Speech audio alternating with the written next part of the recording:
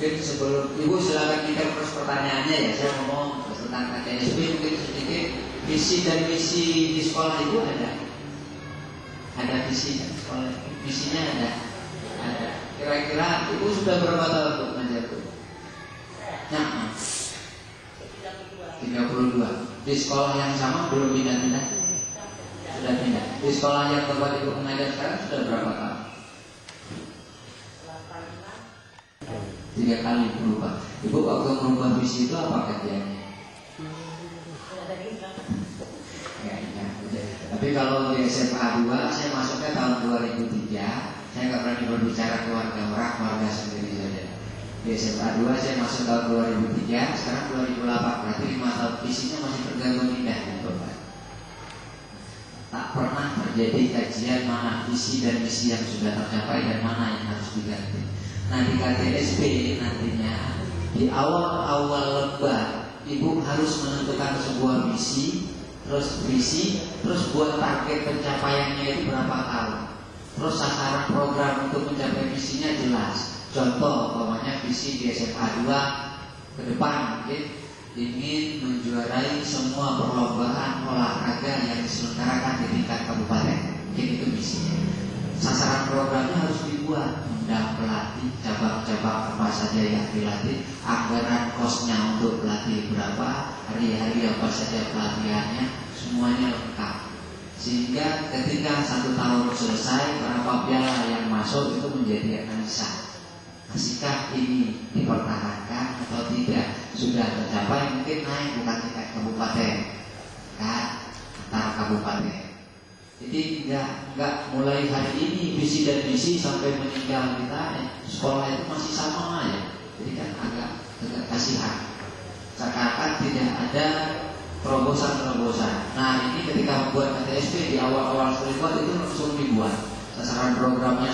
Umpamanya kalau saya ngambil contoh, mungkin saya nggak nampakkan di sini ada KTSP SMA 12 Jakarta. 1 tahun pertama itu dia mengharapkan guru bisa sampai tepat waktu sekitar 20%. Terus tahun kedua dia mengharapkan 40%. Saya betul. Jadi saya ulang, dasar hukumnya adalah Permen nomor 23 tahun 2005. Itu dasar hukum daripada SK. Nah sekarang kita masuk ke pengembangan bahan aja.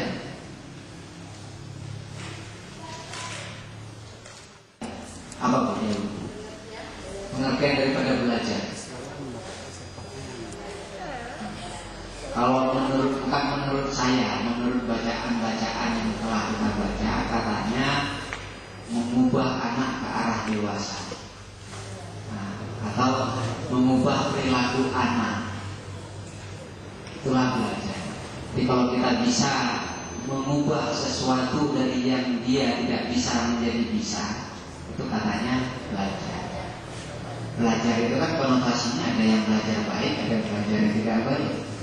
Kalau saya mengajar yang tidak baik, belajar juga. Pokoknya kalau sudah saya mengubah sebuah tingkah laku, itu katanya sudah terjadi proses belajar mengajar. Nah sekarang bahan ajar itu merupakan informasi. Informasi ini apa maksudnya? Bahan meyakini sembahyang tarawih adalah 20 rakaat.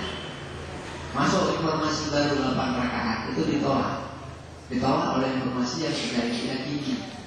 Nah itulah jadi orang dewasa, tidak mungkin bisa masuk semua. Nah hari ini suasananya memang panas, tapi jangan sampai ibu salah menerima informasi dari saya. Karena ada cerita begini Bu, mungkin cerita ini saya ulang-ulang karena memang enak saya ceritainnya. Suatu hari saya ditegur oleh istri saya, ya, atau biar lebih mesra saya bilangnya Pak, anak kita bilangnya Tuhan itu dalam kamar mandi. Kata anak saya itu umurnya sekitar 4 tahun. Jadi dia ngelapor ke ibunya, ya, mama, kata ayah, bapak Tuhan dalam kamar mandi. Terus istri saya menegur saya, anak suka yang seperti ini. Menurut saya inilah pengertian di antara 3 pengertian tadi yang benar-benar enak kalau saya baca. Kalau ibu lain lagi kan yang pertama, yang kedua, kedua, kalau saya melihatnya yang ketiga ya, seperangkat materi yang disusun secara sistematis, baik tertulis maupun tidak, sehingga tercipta suasana yang memungkinkan siswa untuk belajar. Nah, enaknya kenapa yang di bawah ini, Bu? Tercipta lingkungan atau suasana yang memungkinkan. Kata-kata memungkinkan itulah yang membuat saya merenung kata-kata